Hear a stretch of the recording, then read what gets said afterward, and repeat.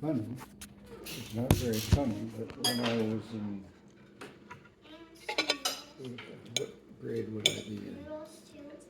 Grade grade seven. I used to deliver prescriptions for a drugstore. And on weekends and after school. So it was just a local drugstore, and the people would get to order their prescriptions, and they would want they would want them delivered. And so I had a bike with a thing, and I used to get 10 cents a delivery. 10 cents a delivery. And I'd only get about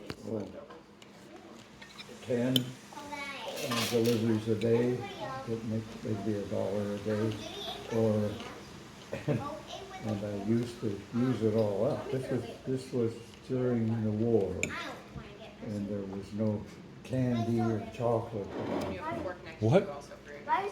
In the whole store, no candy or chocolate? No, there was no chocolate during the war. It was there. Now the drugstore had a little bit of chocolate, and they would give it to better Hershey's chocolate, the Cadbury's chocolate. They would slip one into their order, but not for public. But there was none on the shelves anywhere. None on anywhere. So I used to take get a chocolate bar every once in a while and deduct it from my. So it would end up that I'd end up after a week I wouldn't have any money. It would all be, but in the winter it got harder. It was hard to use my bike because of the snow and ice on the roads and things. But I would do it, and In what city? Where are we? Regina. In what province? In what country? Saskatchewan. In Canada. Yeah. Yeah. It's north of North Dakota. Give you an idea that it's closest border crossing was Minot, North Dakota, and it was about 40 or 50 miles south of Regina. So if we wanted to come down to the States, we'd have to go down to Minot, North Dakota. So anyway, in the winter, one time, we had a blizzard. One weekend, it was a blizzard, and I couldn't ride my bike. The wind was too strong, and the snow was blowing so hard. So the pharmacist said, "Well, what we'll do, if you'll agree to walk from the car to the house to deliver it, I'll drive you." So we would creep around in his car in the blizzard, and then he would get as close as he could to that place, and I would take the prescription up. So I had 31 prescriptions that day, most I ever had. It's $3. $3. But I had all my parkas and boots. I never wore shoes or boots in the winter. I wore moccasins because they were soft, and you could put felt soles in them, and you could wear lots and lots of socks. So even when it would go way below zero, your feet could be warm. That was what all the kids did at that time. Huh. Yeah, it was perfect. So anyway, it's not very funny, but I walked and walked and walked all day, going to and from this car in the blizzard, drifting. The snow was drifting, and it was a real blizzard. So that I'm sorry that's not very funny, but It's it was crazy. unique. It's It was crazy. unique. Yeah. So now if I think of something, I know there are some things. I'll think about it. Like Peggy. I don't know whether you saw Peggy's. Peggy had Joy and I talk about what was one of our jobs that we had during the summers. When we were older, in college or high school. And I talked to Peggy about working on the railroad, in the section gang of the railroad. And that was an interesting time. But it was when we moved out to Vancouver from Regina. It was the middle of the year, between Christmas and New Year's, and I was in grade 11. So I had to leave my school, and then halfway through grade 11, go to Vancouver. Leave your friends. Leave all my friends, yeah, because it was, and so at the end of that summer, I had made a couple of friends, and one of them, we were looking for summer jobs, and we couldn't find any, so we went down into downtown Vancouver, and we would just go in and talk to, there's a business, you go in and talk to them and say, do you have any summer jobs for students? And we went in and ended up down Skid Row, which is, I don't think you know, but it's where, it's not a nice part of town, but we saw a building for a railroad. Pacific Great Eastern Railroad. And so we went in and asked the guy, and he says, why? He looked us, he was very carefully, he looked us over and he says, are you good workers? Are you good workers?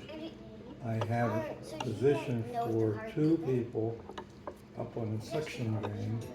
The section gang is a strip of railroad. It's turned out to be about 10, 11 miles long. That there is a fellow living up there who's responsible for keeping the railroad running. And he is a very hard boss, but he needs 2. And if you agree to go up there,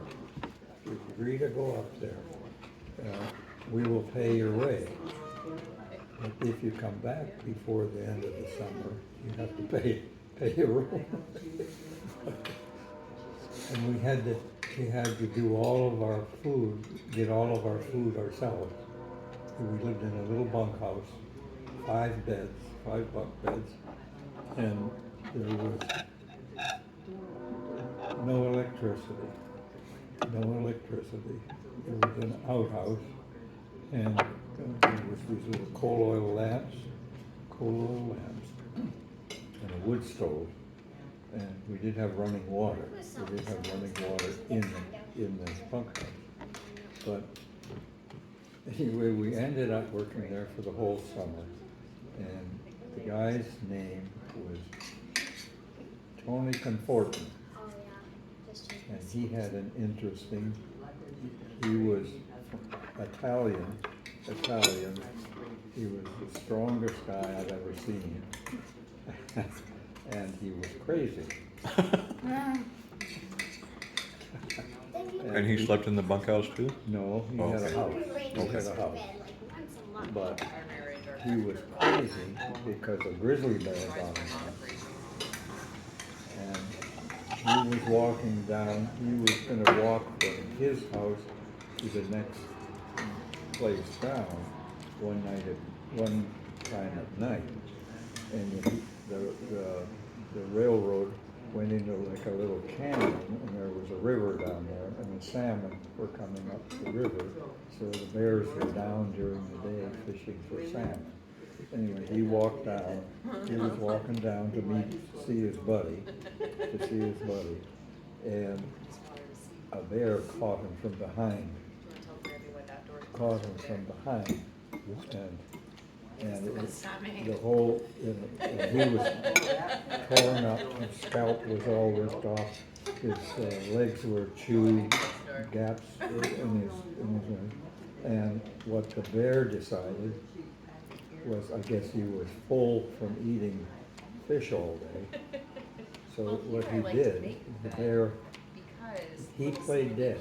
Luckily, he was smart enough. He just went with and played dead while the bear was doing this to him.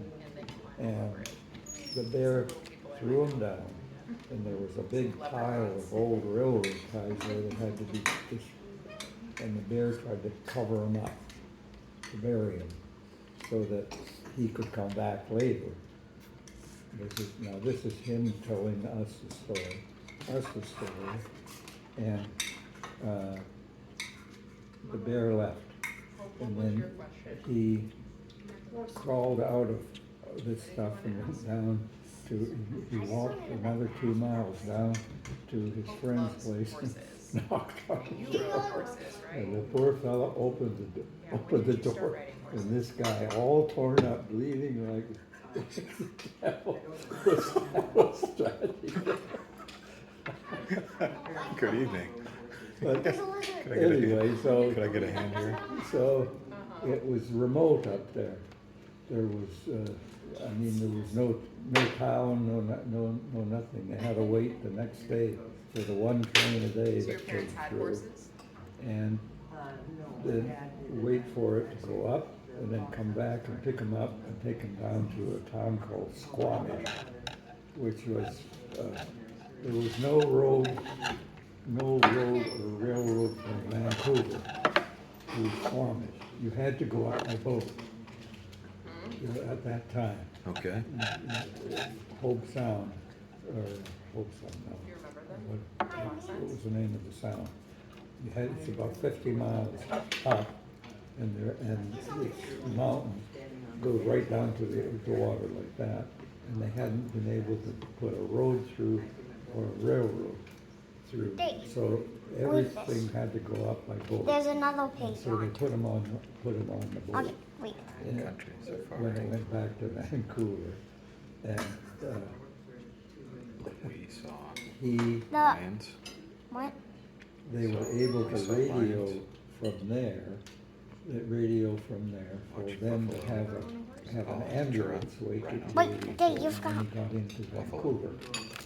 Well, when the boat was pulling into the dock in Vancouver, another passenger on the boat had a heart attack. Oh, that's perfect. That's Wait, perfect. that's So supposed there to was be a G. confusion. Yeah, that's interesting. And And the other the G's confusion are supposed to was be settled that they See, gave all the the other ambulance G's are to supposed to the be new heart attack victim and forgot about him in his Wait, cabin. read all of it. He's laying there all bandaged up in the cabin that he was in.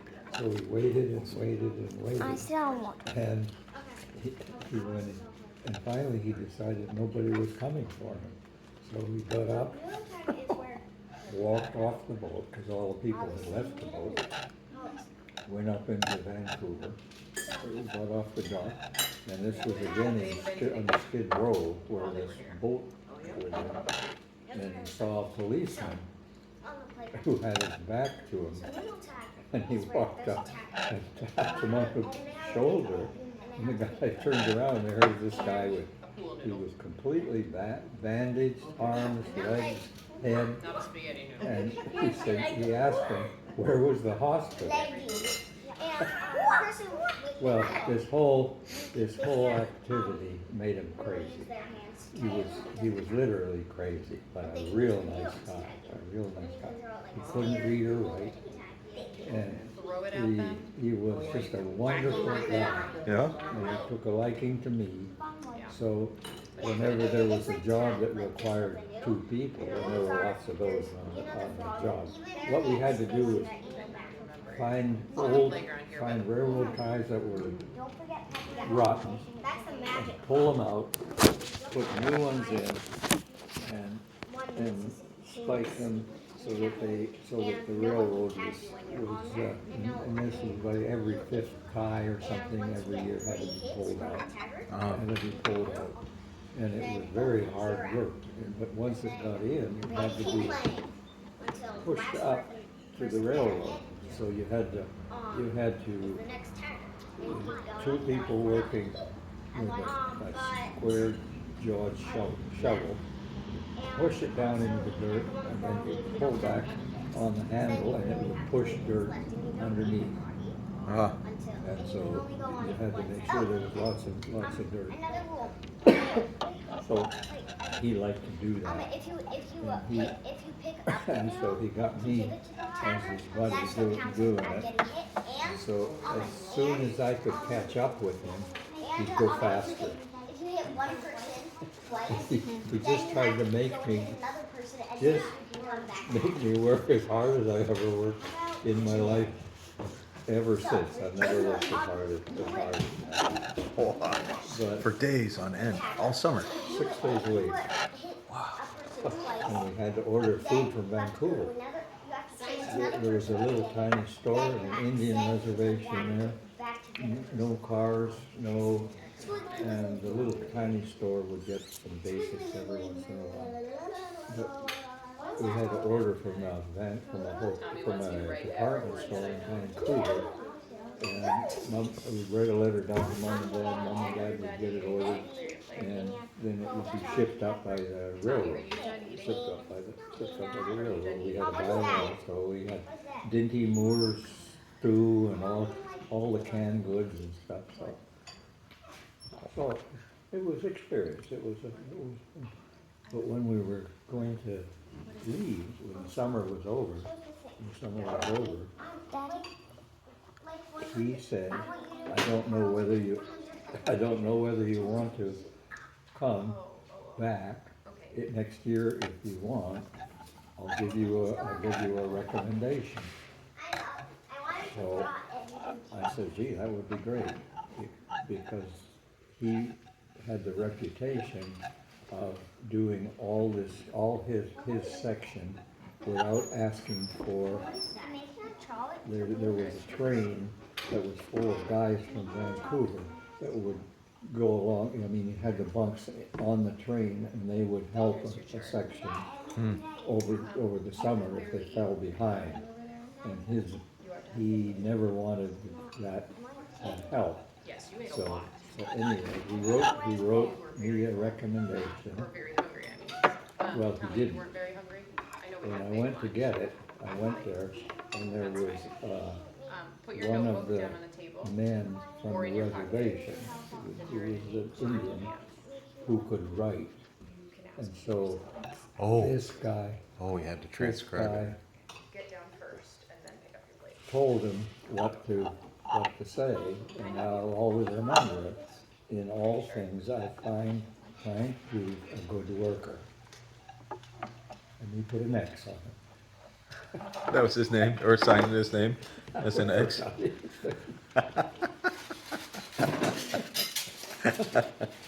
He couldn't sign. He couldn't write it. That was his signature. Was an X. That crazy. Well, that was a different experience. And one time my dad came up, because my mom was worried. This guy, his kid goes up there, and my dad took the boat, came up, and where was he going to stay? So I asked the foreman, where would he stay? He says, oh, he can stay with me. No kidding. So I didn't tell Dad that he was crazy. He figured it out on his own. He figured it out because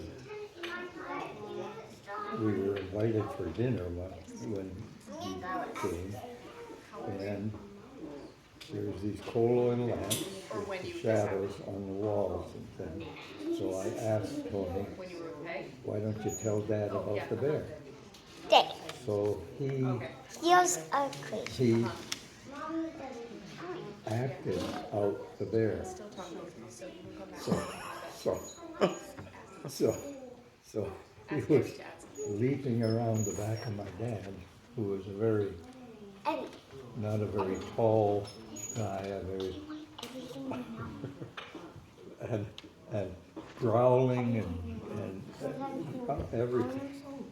Maybe whatever. First thing I can remember my dad sitting there wondering, is he going to attack me? Is she gonna bite my legs Yeah. or scalp me? Like pluses and Jeez. negatives.